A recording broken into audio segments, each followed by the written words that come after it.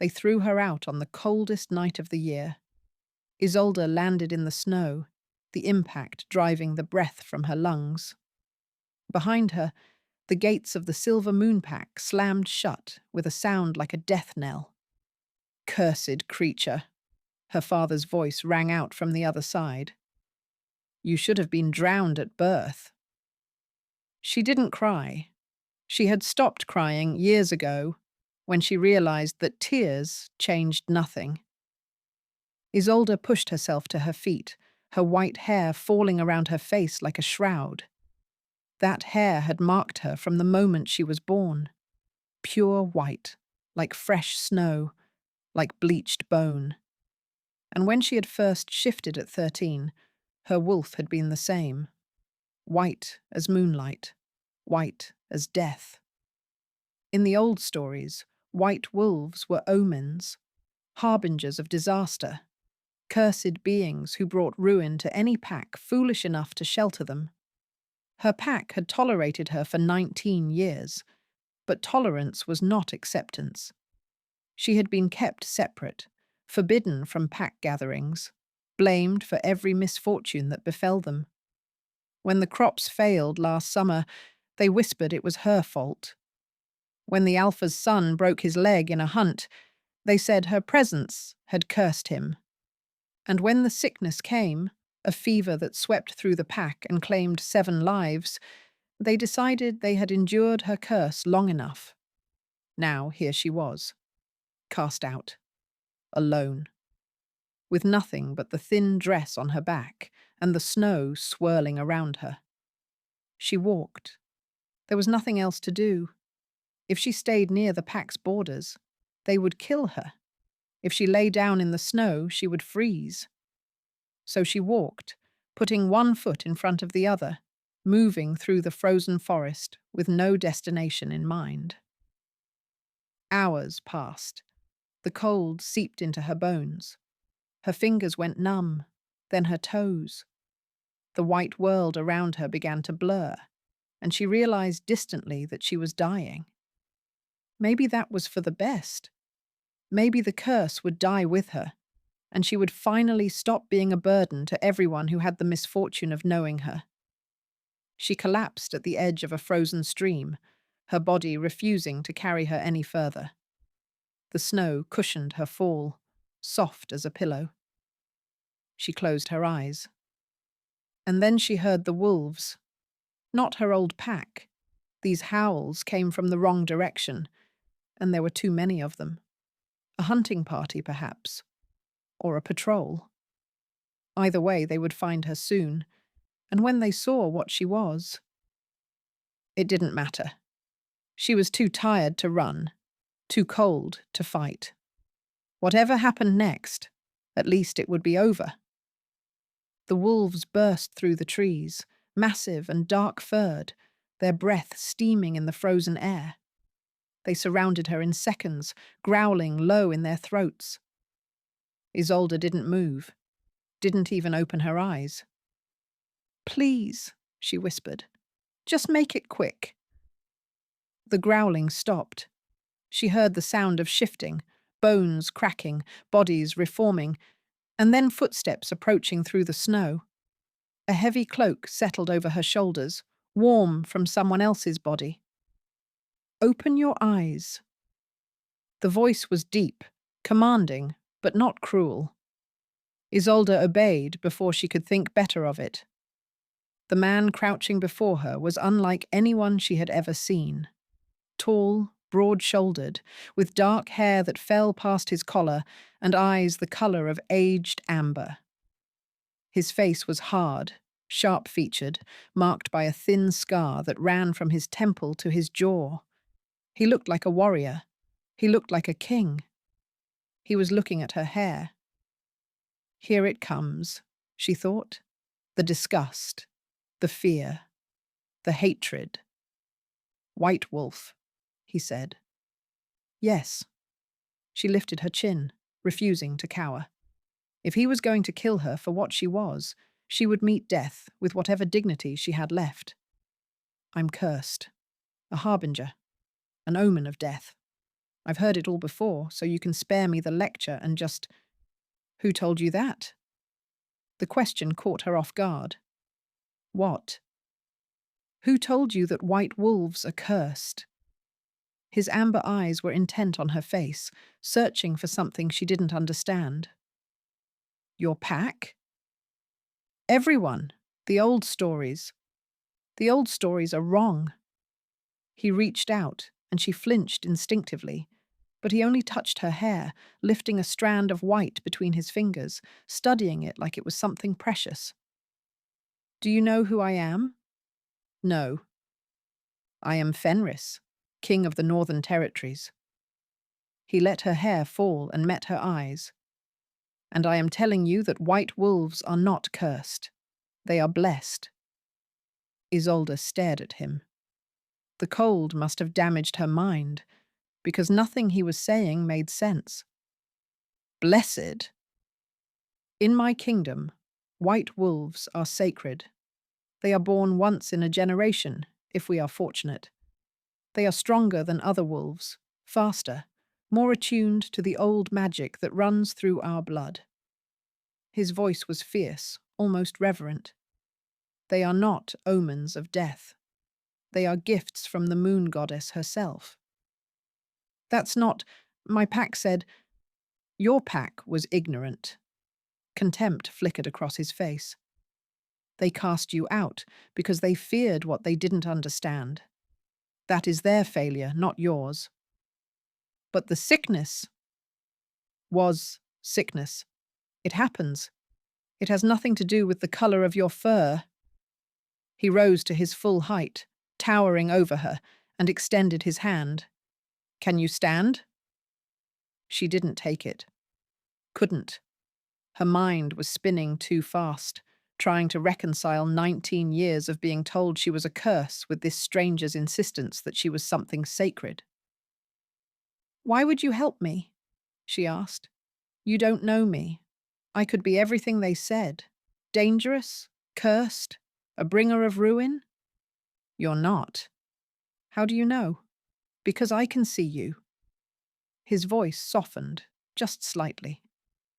I see a girl who was thrown into the snow to die, and whose first instinct was to accept death rather than fight back. That's not the behavior of a curse. That's the behavior of someone who has been beaten down so thoroughly she's forgotten her own worth. Isolde's throat tightened. She looked away, blinking hard. I don't have any worth. I never did. You're wrong. He crouched down again, bringing himself to her level. You have survived 19 years of cruelty. You have endured hatred and rejection and blame for things beyond your control. And you are still here, still breathing, still fighting, even if you don't realize it. His amber eyes held hers. That is strength, Isolde. That is power. And I will not leave you in the snow to die. How do you know my name? You said it. When you were walking, you kept saying, Isolde, keep moving. Isolde, don't stop. A ghost of a smile crossed his scarred face. You were talking to yourself. My scouts heard you from half a mile away. Despite everything, she felt heat creep into her frozen cheeks. I didn't realize. Most people don't when they're dying. He extended his hand again. Come with me. Let me show you what a white wolf can truly be.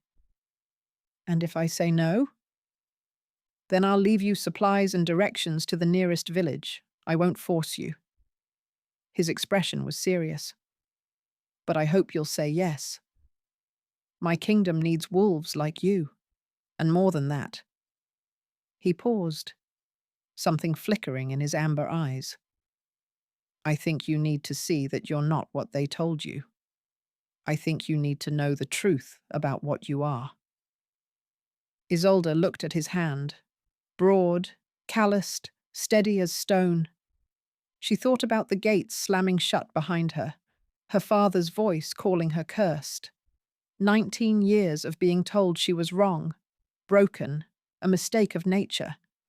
And here was a king a stranger, telling her the opposite, telling her she was sacred, blessed, powerful. It had to be a lie. It had to be a trick. But his hand was warm, and the snow was cold, and she was so tired of being alone. She took his hand. His fingers closed around hers, strong and sure, and he pulled her to her feet as if she weighed nothing. The cloak fell more securely around her shoulders, and she realized it smelled of pine and wood smoke and something wild. "Thank you," she whispered. "Don't thank me yet." He turned, guiding her toward the waiting wolves. "You have a long journey ahead, and much to learn about who you really are." Isolde followed him through the snow, her white hair streaming behind her like a banner. She didn't know what waited for her in the Northern Territories, didn't know if she could trust this scarred king or his impossible claims. But for the first time in her life, someone had looked at her difference and called it power instead of curse. And she wanted desperately to believe him. The Northern Territories were nothing like her homeland. Where the Silver Moon Pack had built their village in a sheltered valley, King Fenris's castle perched atop a mountain, its dark stone towers piercing the clouds. The air was thinner here, colder, but somehow cleaner, as if the wind itself had been purified by the altitude.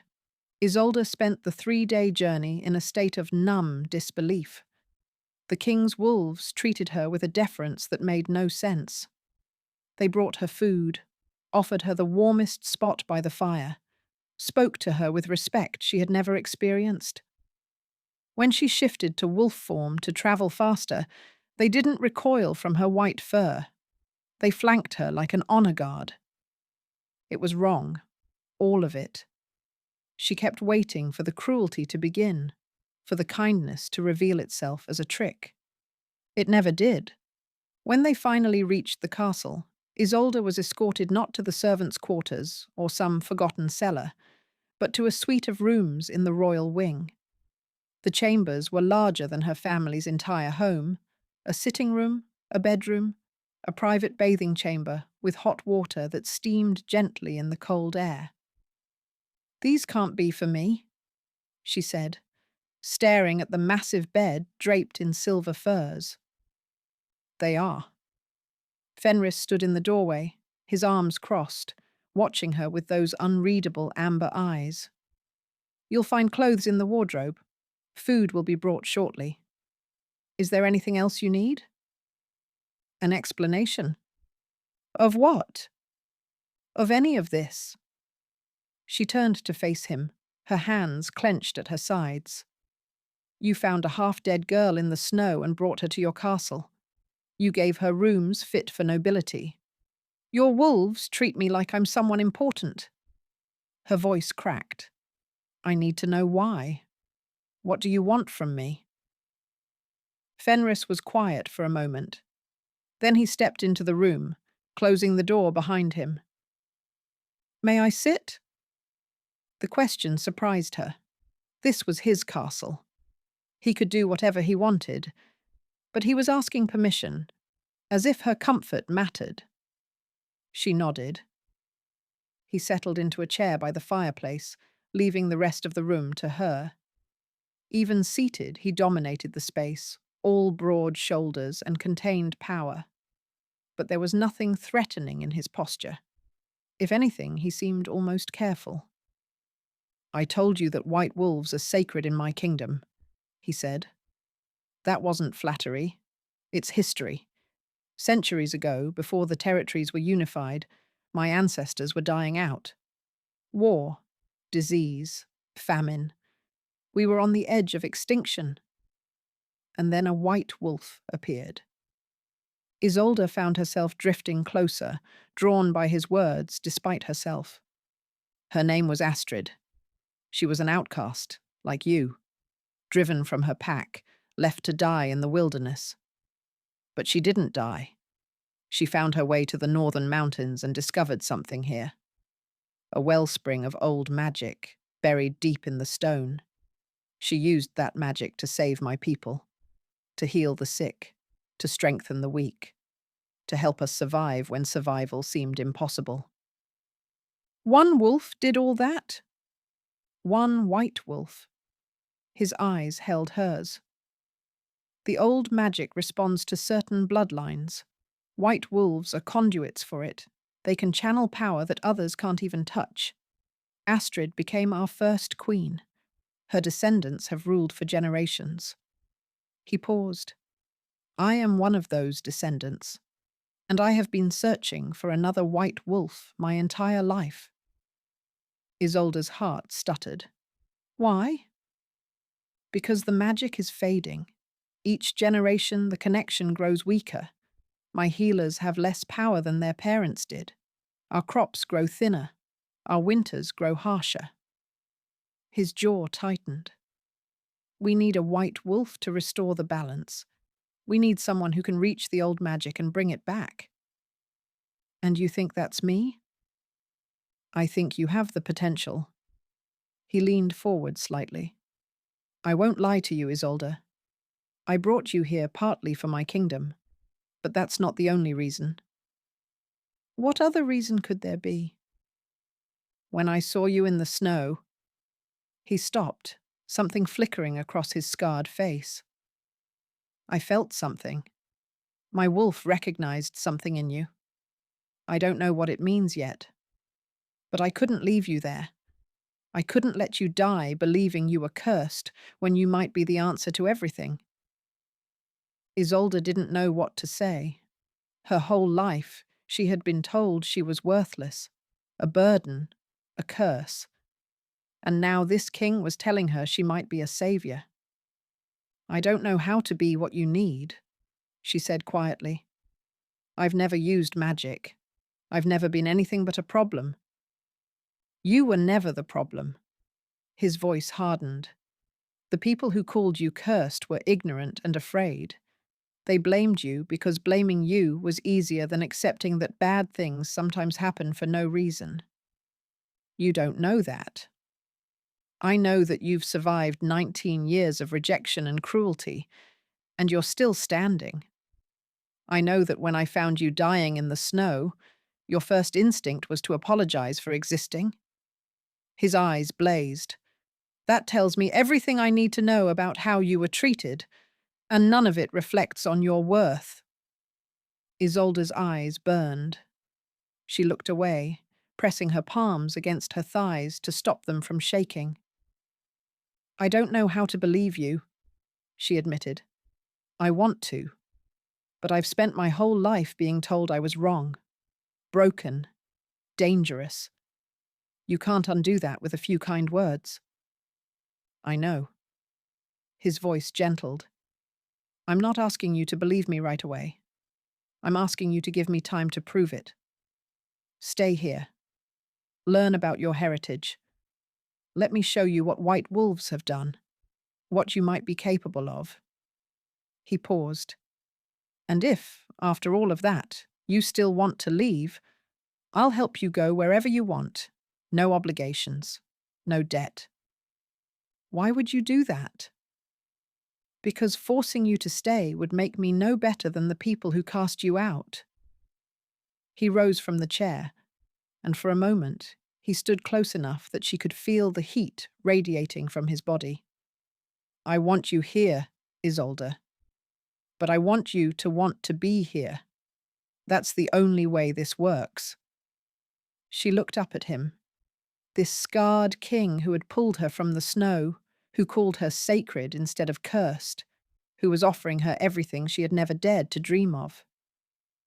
Okay, she heard herself say. I'll stay. For now. Something shifted in his expression. Relief, maybe? Or hope. Thank you. He moved toward the door, then paused with his hand on the frame. Dinner is at sunset. You're welcome to join me if you'd like. But there's no pressure. Someone will bring food to your room if you prefer. I'll come. The words surprised her. To dinner. I'll be there. His smile was small, but genuine. softening the harsh lines of his face. "I'm glad." He left, pulling the door closed behind him. Isolde stood alone in the beautiful room, her mind spinning. A few days ago, she had been dying in the snow, convinced that her existence was a mistake. Now she was in a castle, being told she might have power she never knew existed. It was too much, too fast, too impossible to trust. But when she thought of Fenris's amber eyes, of the way he had looked at her like she mattered, something warm flickered in her chest. She didn't trust it. Not yet. Maybe not ever. But for the first time in 19 years, Isolde allowed herself to wonder what it might feel like to belong somewhere. And that, she realized, was the most dangerous hope of all. 2 weeks in the Northern Territories, and Isolde still woke every morning expecting it all to vanish. But it never did. The soft bed remained beneath her. The fire still crackled in the hearth. And every day, without fail, King Fenris found time to see her. He showed her the castle library, filled with ancient texts about white wolves and the old magic. He introduced her to the healers who still carried traces of power in their blood, who looked at her white hair with reverence instead of fear. He walked with her through the mountain gardens, where strange flowers bloomed despite the snow, and told her stories of his ancestors. He never pushed, never demanded. He simply was there, patient, steady, present. It was the patience that undid her. She had spent her whole life bracing for cruelty. She knew how to survive hatred, how to endure rejection, how to make herself small and invisible to avoid pain. But she didn't know how to handle kindness. Kindness without conditions. Kindness that asked for nothing in return. It terrified her more than any punishment ever had. The nightmare came on the 15th night. She was back in the Silver Moon territory, standing before her father as he pronounced her exile. But this time, when she turned to leave, she found Fenris waiting at the gates. "You were right to cast her out," he said to her father. "She's worthless, broken. I don't know what I was thinking." And then he turned his back on her, and the gates slammed shut, and she was alone in the snow, screaming. She woke, gasping, tangled in sweat-soaked sheets, her heart pounding so hard she could hear it in her ears. The room was dark, empty, safe, but she couldn't stop shaking. She stumbled out of bed and fled into the corridor, desperate for air, for space, for something to anchor her to reality. Her feet carried her without direction, through hallways and down staircases, until she found herself in a small courtyard she hadn't seen before. The moon hung low and full, casting silver light across a frozen fountain. Isolde sank onto the fountain's edge and wrapped her arms around herself, trying to breathe through the panic still clawing at her chest. "Isolde!" She flinched so hard she nearly fell. Fenris emerged from the shadows, dressed simply in a loose shirt and dark trousers, his feet bare on the frozen stones. His hair was dishevelled, as if he too had been unable to sleep. "What are you doing out here?" he asked, his voice soft with concern. "I could ask you the same thing." "I walk at night sometimes, when the dreams are bad." He moved closer, but didn't touch her, didn't crowd her, just stood near enough that she could feel his warmth. "What happened?" "Nothing, just a nightmare."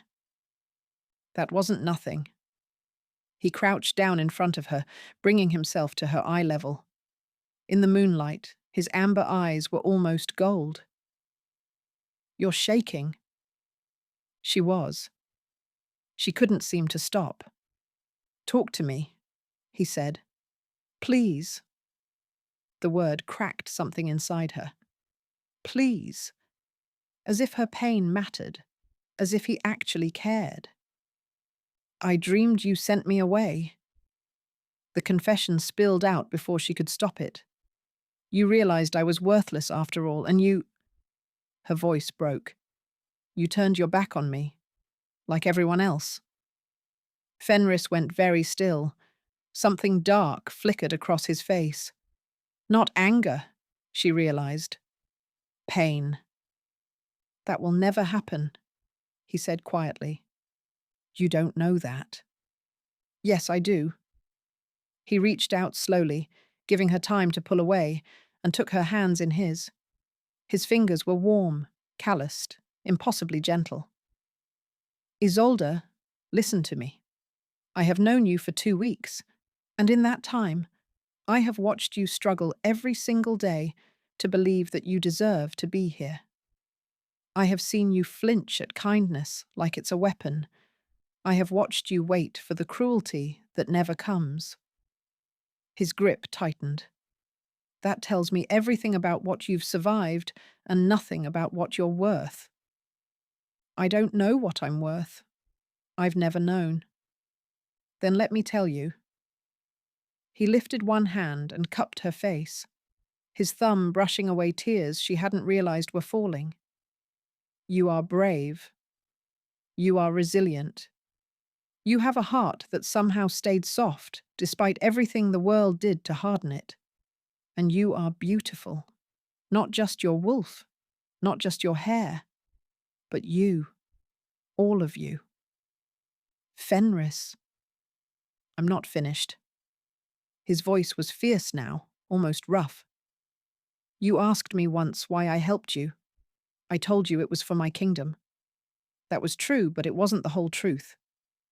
He took a breath, and she saw something vulnerable flicker in his amber eyes. When I found you in the snow, my wolf recognized you. Not as a white wolf, not as a potential savior, as my mate. The word hit her like a thunderclap. What? I didn't tell you because I didn't want to pressure you. You had just been cast out by everyone you knew.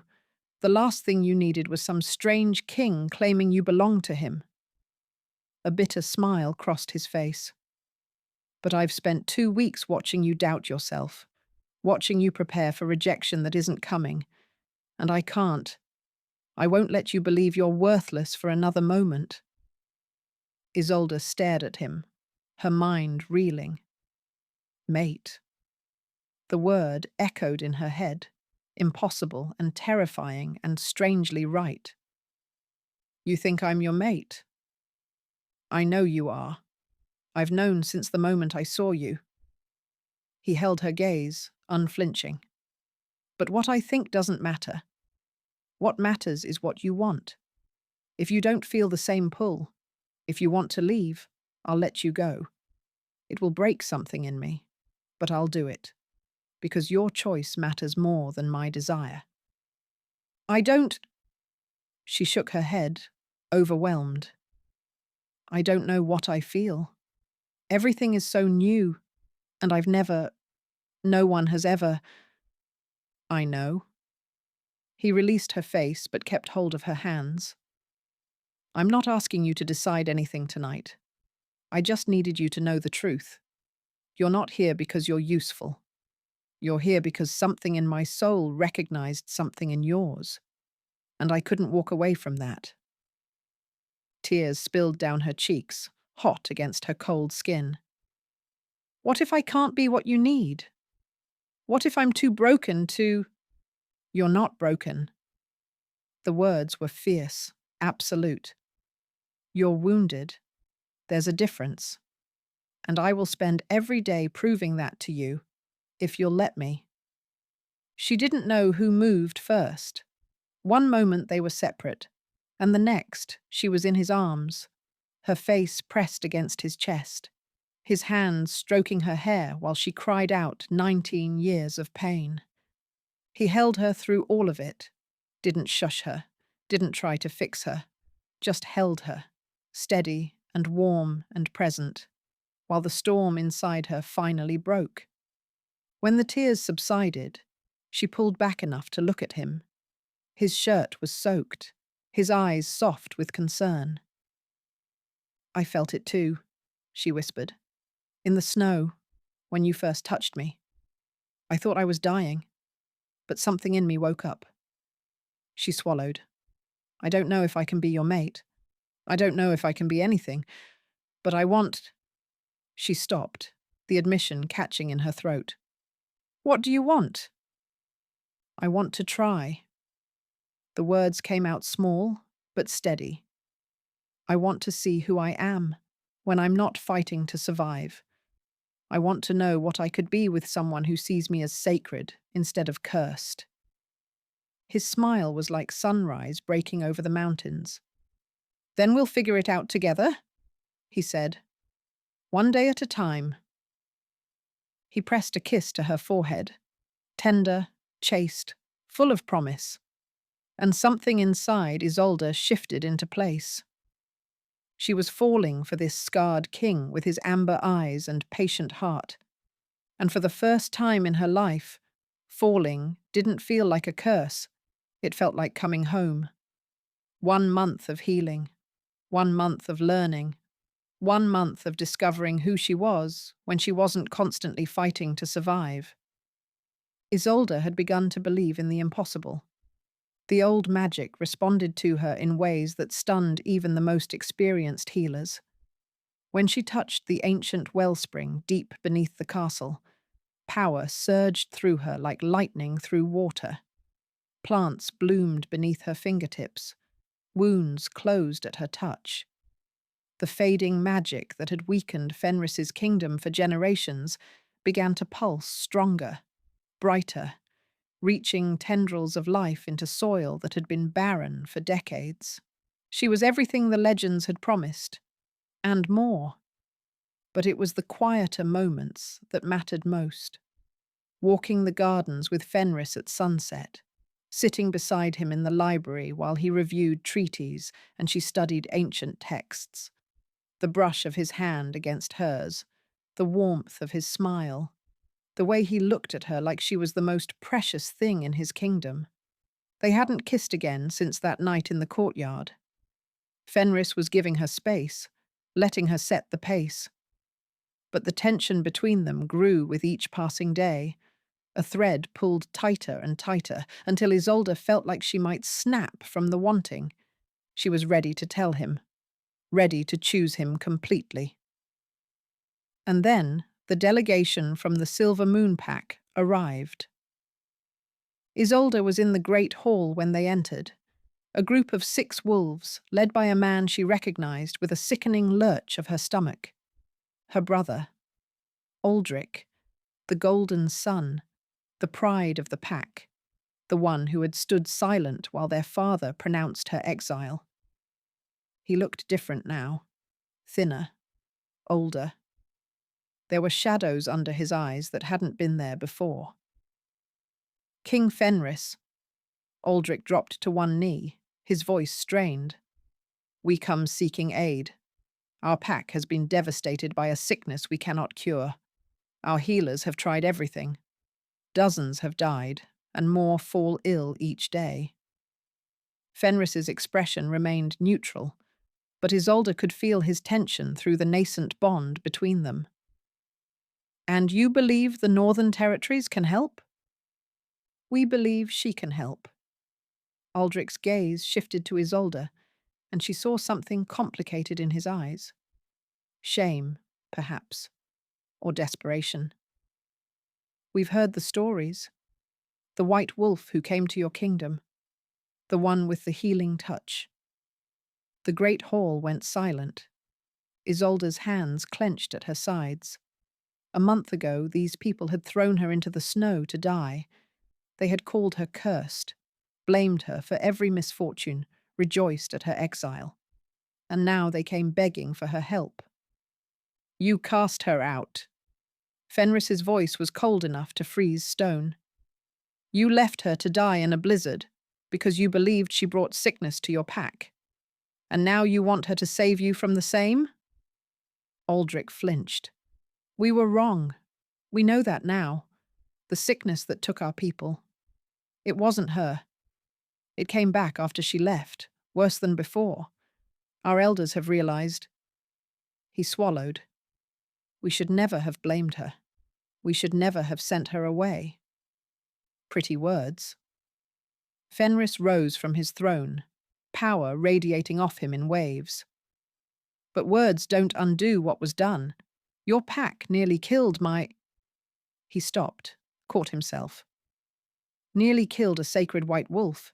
Give me one reason I shouldn't have you thrown out the same way you threw her. Because she's not like us. The words came from Isolde before she could stop them. Both men turned to look at her. She stepped forward, her white hair catching the light, her heart pounding. She's not like them, because she knows what it's like to be discarded, and she wouldn't wish that on anyone, not even people who hurt her. Isolde. Fenris's voice was gentle but concerned. You don't have to do anything. You owe them nothing. I know. She looked at her brother, at the boy who had once been her playmate before their father's hatred had poisoned everything. But if I turn them away, if I let people die because of what their leaders did to me, then I become what they always said I was, a curse, a bringer of death. That's not... Please. She moved to stand before Fenris, close enough to touch. Let me do this, not for them, for me.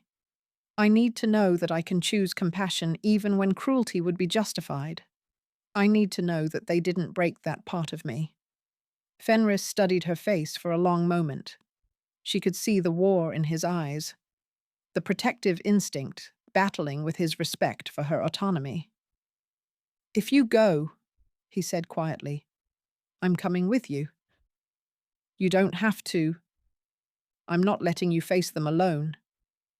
His hand found hers, fingers intertwining. If you're determined to save the people who tried to destroy you, then I'll be there to make sure they never hurt you again. Isolde's throat tightened. Why? Because I love you. The words fell between them like stones into still water. Because you are brave and compassionate and impossibly good, and I will spend the rest of my life protecting that goodness, even from yourself, if necessary. She stared at him, her heart cracking open. You love me. I've loved you since the moment I saw you in the snow, refusing to beg, even though you thought you were dying. He lifted their joined hands and pressed a kiss to her knuckles. I'll love you until the mountains crumble and the stars burn out, and nothing, not your old pack, not politics, not anything in this world, will change that. Isolde didn't think, didn't plan. She rose onto her toes and kissed him. The kiss was everything she had been afraid to want, fierce and tender, desperate and gentle. His arms came around her, pulling her close, and she felt the mate bond blaze to life between them, a golden thread connecting her soul to his, unbreakable and eternal. When they finally broke apart, both breathing hard, the great hall had gone absolutely silent. Isolde turned to face her brother, her hand still clasped in Fenris's. I'll help your pack, she said. But not because you deserve it. Because I choose to be someone who heals instead of harms. Because my worth isn't determined by how others treat me. It's determined by how I treat others. She lifted her chin. And when I'm done, you will go back to the Silver Moon territory and tell them what you saw. Tell them that the cursed white wolf they cast out saved them all. Tell them that different isn't weakness. She felt Fenris's pride through the bond, warm and fierce. Different is power, he finished, his voice ringing through the hall. Aldrich bowed his head. Yes, your majesties. Majesties. Plural. Isolde looked at Fenris, a question in her eyes. He smiled. that rare, radiant smile that transformed his scarred face into something beautiful. If you'll have me, I'll have you. She squeezed his hand. I choose you. I choose this. I choose us. He pulled her close and kissed her again, right there in front of her brother and the delegates and the entire court. A claiming, a declaration, a promise. When they parted, Isolde was laughing, really laughing, for the first time in longer than she could remember. She had been cast out for being different, and she had found a king who saw her difference as the greatest gift of all. The silver moon pack was saved. It took Isolde 3 days to heal the sick, channeling the old magic through her hands until every fever broke, every cough quieted, every failing body grew strong again. She worked until she was exhausted, until Fenris had to carry her back to their tent because her legs wouldn't hold her. But she did it. Every single one of them lived. And when it was over, when the last patient opened their eyes and breathed easily for the first time in weeks, Isolde stood in the center of the village where she had been raised and felt nothing but peace. Her father came to see her on the final day. He was older than she remembered, greyer. The hatred that had once burned in his eyes had dimmed to something that might have been shame. Isolde. His voice cracked on her name. I want to. Don't. She held up a hand, stopping him. I didn't come here for your apology. I didn't come here for closure or reconciliation, or any of the things you think you can offer me now that I'm useful. Then why did you come? Because people were dying, and I could help. She met his eyes steadily. Because I am not the curse you told me I was. I never was. And I wanted you to see that. I wanted you to live with the knowledge that you cast out the one person who could have saved you, and she saved you anyway. Her father's face crumpled. I was wrong. I know that now. If you would just... No. The word was quiet, but final. You don't get to be my father again just because you've realized your mistake. You had 19 years to love me, and you chose hatred instead. That's a choice you'll have to live with. Isolde, please. I have a new family now. She glanced toward Fenris, who stood at the edge of the square, watching her with pride blazing in his amber eyes. I have a mate who sees my difference as power instead of curse. I have a kingdom that celebrates what I am instead of fearing it. She turned back to her father. I hope you find peace someday. I hope the guilt doesn't eat you alive, but I won't be the one to absolve you. That's not my burden to carry anymore. She walked away without looking back. Fenris caught her hand as she reached him, pulling her close. Are you all right? Yes. And she meant it. I'm finally all right. The wedding took place on the first day of spring. The great hall of the northern castle had been transformed into a garden. Flowers bloomed from every surface. Impossible flowers, conjured by Isolde's magic, their petals white as her hair and fragrant as dreams. The entire kingdom had gathered to witness the union, nobles and commoners alike, all of them there to see their white wolf become their queen. Isolde stood at the end of the aisle in a gown of silver silk, a crown of moonflowers woven through her hair. Her hands trembled, but not from fear, from joy so intense it threatened to overwhelm her. Fenris waited at the altar, dressed in ceremonial black, his amber eyes fixed on her like she was the sun after a lifetime of darkness. When she reached him, he took her hands in his, and she felt the mate bond hum between them, stronger now, deeper, a connection that would last for eternity. You're beautiful, he murmured. You're biased. Absolutely. His smile was radiant. And I always will be. The ceremony was ancient and sacred, words of binding spoken in the old tongue. They exchanged vows that promised partnership, protection, love that would outlast the mountains themselves. And when the time came for the marking, Isolde didn't hesitate. Fenris tilted her head gently, his lips brushing her ear. Are you sure? I've never been more sure of anything. His bite was sharp and sweet, and the bond between them blazed into full, glorious life. She felt everything he felt. His love, vast and unconditional. His pride in who she had become. His fierce determination to spend every day of his very long life making her happy. It was overwhelming and perfect, and exactly right. She marked him in return, sinking her teeth into the curve of his neck, claiming him as hers. Through the bond, she felt his joy, bright as starlight. My queen, he said when they parted, his voice rough with emotion. My king? She answered. The crowd erupted into cheers, but Isolde barely heard them. She was too busy kissing her husband, her mate, the man who had found her dying in the snow and shown her that everything she had been taught about herself was wrong. The feast lasted until dawn. There was music and dancing, wine and laughter, celebration that spilled through the castle and into the streets below. Wolves howled their blessing to the moon, and the old magic pulsed through the kingdom like a heartbeat, stronger than it had been in generations. At some point, Aldrich approached her.